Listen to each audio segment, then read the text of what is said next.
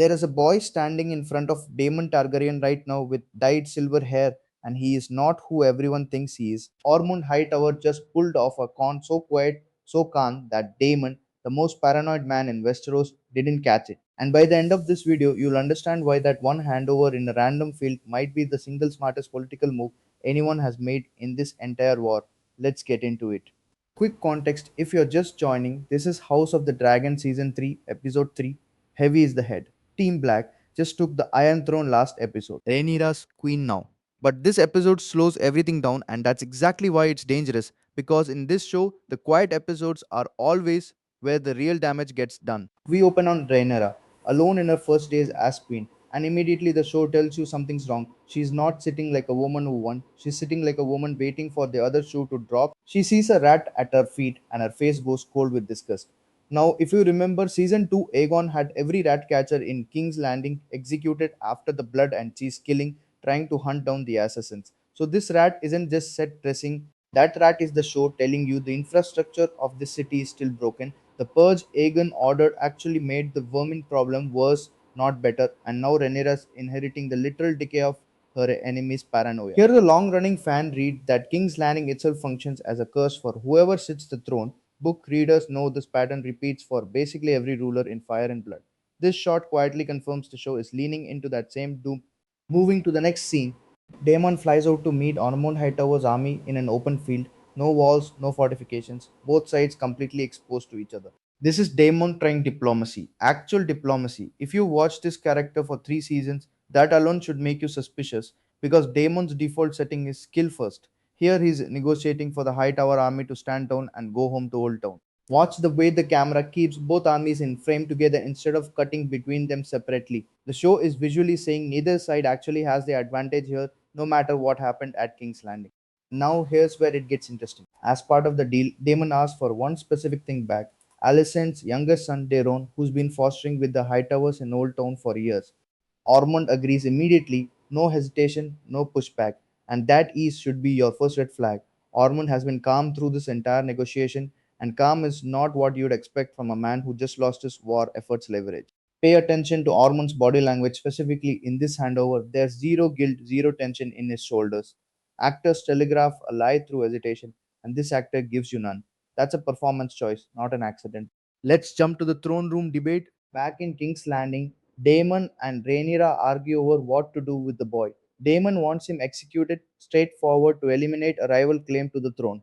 Rhaenyra wants to use his return as a peace gesture toward Alicent, especially after she beheaded Otto Hightower right in front of her last episode. This argument is the entire ideological split of the show in one scene. Daemon thinks in bodies and threats removed. Rhaenyra thinks in legitimacy, optics, and long-term peace. They've had this exact disagreement since season 1, just with different hostages. This scene also quietly answers a question fans have debated all season. Will Rhaenyra rule differently than the men before her? Or will she become just as ruthless once the throne is hers? Right now, she is choosing mercy. Keep that in your back pocket. It's about to blow up in her face. Now, here's the moment the whole episode's been building to. Just as they're about to make the final call on his fate, the boy speaks up. He's not Daeron. Ormond ordered him to dye his hair silver and go with Daemon as a decoy, while the real Daeron Targaryen stayed behind in Old Town with Ormond's army, not ready to concede anything to Team Black. Let that sit for a second. Ormond just played both the smartest political mind in Westeros and its most dangerous swordsman in real time without either of them catching it. Think back to that handover scene. Ormond's total lack of hesitation now reads completely differently. He wasn't calm because he had nothing to hide. He was calm because he's a better liar than either of them expected. Moving to the final scene. We close on a wide shot of Ormond's army still intact, still loyal, still sitting in Old Town with a legitimate Targaryen heir and a dragon nobody's talked about yet. Episode 2 made it look like Team Black had basically won the war. This final shot undoes that completely. This episode debuts an updated opening credits and theme music. HBO typically saves visual refreshes like this for real tonal shifts.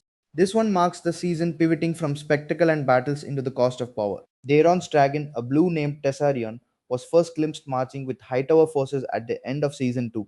She is the youngest dragon actively fielded by Team Green and still hasn't seen combat. Book readers know Tessarion eventually becomes a major player in the war's later battles. Her total absence from the fighting so far is the show quietly loading a gun for later episodes. Fire and Blood, Daeron was born in 114 AC, sent to Old Town at age 12 to squire under Ormond. Of all Alicent's children, he spent the least time with his own family, which means the peace offering everyone assumed he'd be was never realistic. He was raised a Hightower loyalist from childhood. She isn't shown reacting to her son's return at all in this episode. That omission is almost certainly deliberate. It sets up a gut punch scene down the line when she eventually learns the boy who came home wasn't even hers. Here's the thread that ties this entire episode together. Go back through everything we just walked through. Rhaenyra sees a rat and feels the weight of a throne that's already rotting under her. Daemon negotiates for peace uncharacteristically patient. Ormund hands over a hostage with zero hesitation. Rhaenyra chooses mercy over her husband's instinct to kill. And then the entire thing collapses because the one person everyone underestimated, a supposedly minor Hightower lord, outmaneuvered both of them without lifting a sword. The real reveal isn't just the prince was fake, it's that Team Black's win from last episode was an illusion the whole time. They control King's Landing. They don't control the succession. And somewhere in Old Town, there's a legitimate Targaryen heir, a fresh army, and an entire dragon that hasn't thrown a single flame yet. So episode 3 quietly resets the entire board. Team Green still has a legitimate claim, an army, and a dragon in reserve, and nobody in King's Landing even knows it yet. Which detail do you want a deeper dive on? Ormond's endgame, Tessarion's book history, or what happens when Alicent Drop it in the comments I rate. All of them. Subscribe so you catch the episode 4th breakdown the second it's live. See you there.